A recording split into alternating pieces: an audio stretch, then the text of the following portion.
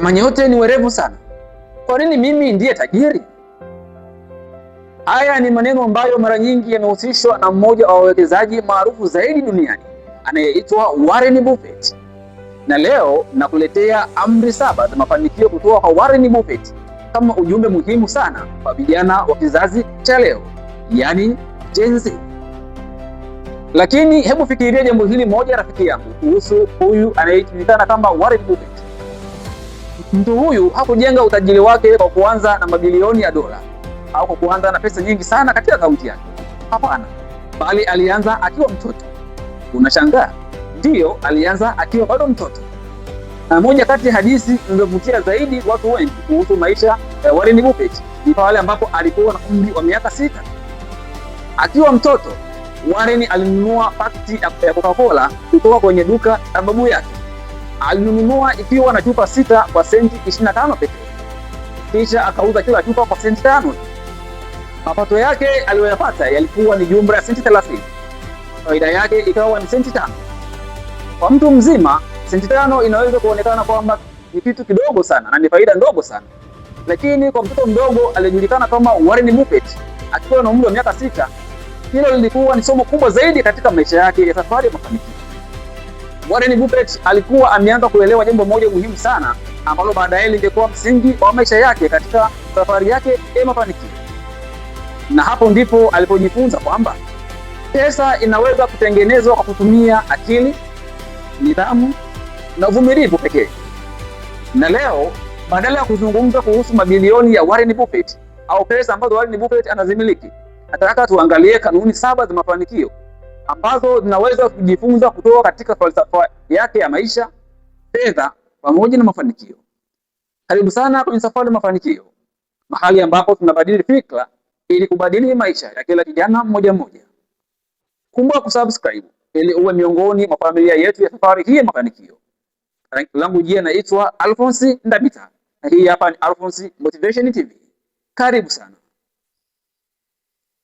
Amri ya kwanza, amini kwamba unaweza kuwa na maisha ya mafanikio. Kuna jambo moja la kuvutia sana kuhusu Warren Buffett. Akiwa bado kijana mdogo, alikuwa tayari ana mawazo kuhusu kujenga utajiri na maisha yake halisi hapo baadaye. Na hapa ndipo tunapojifunza kwamba mafanikio mara nyingi huanza kabla hayajaonekana kwa macho. Mafanikio huanzia kwenye namna unavyofikiri pamoja na mtazamo wako kuhusu maisha yako. Mtu anayejiona hawezi kufanikiwa mara nyingi huanza kujishinda yeye mwenyewe kabla hata hajaanza kushindana na wengine. Hata maandiko matakatifu yanasema kwamba mtu hufanikiwa kutokana na maneno ya kinywa chake yeye mwenyewe, kama jinsi apatavyo matokeo ya kazi za mikono yake. Hii hapa ni Mithali sura ya 12 mstari wa 14. Na hapa rafiki yangu tunajifunza jambo muhimu sana kwamba usidharau nguvu ya imani ulionayo kuhusu maisha yako ya baadaye. Hii haimaanishi kwamba ukisema tu kwamba nitakuwa tajiri, basi hapo utakuwa tajiri.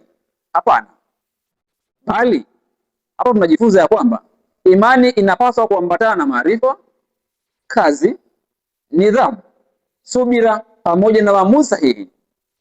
Warren Buffett amewahi kueleza kwa maana hii kwamba alikuwa na uhakika kwamba ipo siku tu lazima angekuwa tajiri. Hivyo basi alikuwa na imani thabiti kuhusu maisha yake. Lakini jambo muhimu la kuvutia zaidi ni kwamba Warren Buffett hakutegemea matumaini pekee wala imani yake, bali kila siku alijifunza, alijisomea, aliwekeza na alisubiri muda sahihi wa mafanikio yake. Na hii ndio tofauti kati ya ndoto na mpango. Rafiki yangu, usiogope kuamini katika maisha ambayo bado hajayaona, lakini kumbuka kuyajenga kwa hatua ambazo zinaweza kuonekana. Amri ya pili, mafanikio sio tu kuwa na pesa nyingi. Hapa ndipo Warren Buffett anapotufundisha jambo ambalo vijana wengi hulipuuzia. Tunaishi katika dunia ambayo mara nyingi inatufundisha kwamba mtu mwenye gari kubwa, nyumba kubwa na akaunti yenye pesa nyingi ndiye aliyefanikiwa. Lakini je, hiyo ni mafanikio ya kweli? Warren Buffett amewahi kueleza kwamba mafanikio ya kweli yana uhusiano mkubwa na watu wanaokupenda na wale unaowapenda pia. Kwa maneno mengine ni kwamba unaweza kuwa na pesa nyingi lakini ukawa maskini katika mambo muhimu ya maisha yako. Unaweza kuwa na mabilioni kwenye akaunti yako, lakini ukawa hakuna mtu wa kukupigia simu wakati moyo wako unapokuwa umevunjika. Unaweza kuwa na nyumba kubwa sana na vitu vingi nyumbani kwako, lakini usiwe na amani ndani ya hiyo nyumba yako. Unaweza kuwa mtu maarufu sana katika dunia hii pamoja na mitandao ya kijamii, lakini usiwe na mtu anayekujua wewe halisi ndani yako. Kwa hiyo basi, unapopanga mafanikio yako, usiweke pesa pekee kwenye orodha ya maisha yako, bali jiulize maswali haya: nataka kuwa mtu wa aina gani? Nataka kuwa na mahusiano gani? Nataka kuacha urithi gani? Nataka maisha yangu yawe ya namna gani? Kwa sababu mwisho wa safari, mafanikio si kile ulichonacho tu, bali pia ni kile ambacho ulichokuwa ukikiishi na watu ulipokuwa bado hauna kitu hicho.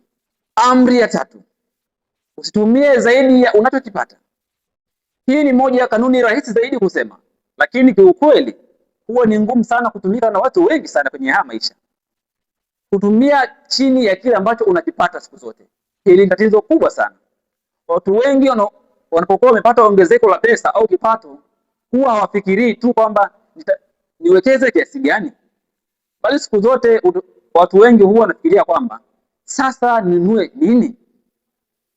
Siku zote mshahara, rafiki yangu, unapokuwa umeongezeka, watu wengi hujikuta kwamba wakibadilisha vitu mbalimbali. Mtu kabadilisha simu, kabadilisha mavazi, kila kitu unakuta kimeongezeka zaidi na matumizi yanazidi kuwa makubwa zaidi, na mwisho wa mwezi unajikuta kwamba hakuna kiasi kilichoongezeka. Yaani inakuwa ni kwamba tofauti haipo pale ambapo ulikuwa mshahara uliongezeka hata baada pia ya kuongezeka.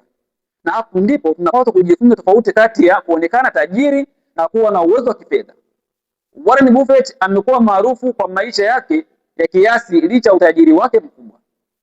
Hilo linatufundisha kwamba si lazima kila pesa unayoipata ionekane kwa watu wengine. Wakati mwingine utajiri wa kweli ni ule ambao hauonekani, rafiki yangu. Siku zote huwa ni akiba, siku zote huwa ni uwekezaji. Utajiri mzuri huwa ni mali. Utajiri mzuri ni pale ambapo unawekeza katika elimu, rafiki yangu. Utajiri mzuri ni pale ambapo unawekeza katika biashara yako hiyo ambayo unaifanya. Ni ule uwezo wa kuishi bila kukopa kila wakati. Rafiki yangu, siku zote kumbuka kwamba kauli hii: usitumie pesa ili kuwashangaza watu ambao hawatakulipa madeni yako siku zote, kwa sababu hakuna utakachokipata. Ya 4: usichukue madeni bila kuyaelewa. Hebu fikiria mtu ambaye anakopa pesa leo kwa kuamua tu kutumia pasipo hata mipangilio yoyote katika maisha yake. Mtu huyo anachukua pesa tu ili kununua simu mpya, kununua nguo mpya, kununua gari, au mtu anakopa kufanya burudani mbalimbali, kununua nyumba bila hata kupangilia vitu hivyo kwa wakati fulani. Hilo jambo linaweza kuonekana kwamba ni zuri kwa muda fulani, lakini baada ya muda utaanza kuona ujumbe kutoka benki unakutumia simu, utaanza kuona makato yanakuja, utaanza kuona mara marejesho, na ghafla mtu anagundua kwamba sehemu kubwa ya maisha yake ya baadaye tayari imeuzwa na madeni ya jana. Na hapa ndipo tunahitaji kuwa makini sana, rafiki yangu. Si kila kitu tunachoweza kukopa ndicho unachopaswa kukopa. Kama hujachukua deni, jiulize kwamba, je, nina uhitaji wa kweli? Je, nina uhakika nitalipa? Je, deni hili litaongeza uwezo wa kuzalisha kipato changu, au itaongeza matumizi tu na kuniletea shida? Nini kitatokea endapo kipato changu kitapungua? Usikubali tamaa ya leo ikufanye mtumwa wa kesho, rafiki yangu. Tafadhali lazima ukumbuke jambo hili ya kwamba usinunue maisha ya anasa kwa gharama ya uhuru wako wa kesho. Amri ya 5: chagua watu wanaokuzunguka kwa hekima. Na hii ni kanuni ambayo haihusu pekee pesa, bali inahusu maisha kwa ujumla. Warren Buffett amewahi kusisitiza kwamba umuhimu wa kutumia muda wako kwa watu ambao walio bora watakufaidisha na kuongezea kitu cha kuvutia katika maisha yako. Hebu jiulize, marafiki zako wanafanya uwe mtu wa aina gani? Unakaa nao wakati wote, huwa mnazungumza kuhusu nini? Malengo yenu huwa ni nini? Mnazungumza kuhusu malengo ya baadaye? Je, mnazungumza kuhusu biashara? Je, mnazungumzia kuhusu elimu? Je, mnazungumzia kuhusu maisha? Au kila siku ni umbea tu, au tufanye nini leo, tukatembee wapi, tukanywe pombe wapi Haya mazingira siku zote rafiki yangu yatakufelisha kama uko na marafiki wa namna hiyo. Ukiishi karibu na mtu anayesoma, unaweza kuanza kupenda kusoma siku zote. Ukiwa karibu na mtu anayejenga biashara, unaweza kuanza kuona fursa katika biashara hiyo. Ukiwa karibu na mtu anayefanya kazi kwa bidii, uvivu wako unaweza kuanza kukusumbua wewe mwenyewe na kuamua kuuacha kabisa. Lakini ukiishi na mtu kwenye mazingira ambayo kila kitu ni starehe, kana kwamba yeye amekuja tu kustarehe hapa duniani, na wewe utaanza kuwa na mtu wa hivyo, na ndoto zako zitapotea kabisa. Rafiki yangu, kumbuka kwamba watu unaokuzunguka leo wanaweza kuwa sehemu ya maisha yako ambayo unaishi kesho. Amri ya 6, usifanye kamari na maisha yako. Warren Buffett amekuwa akitoa msisitizo mkubwa sana kuhusu umuhimu wa kulinda mtaji na kuepuka hasara ambazo sio za lazima.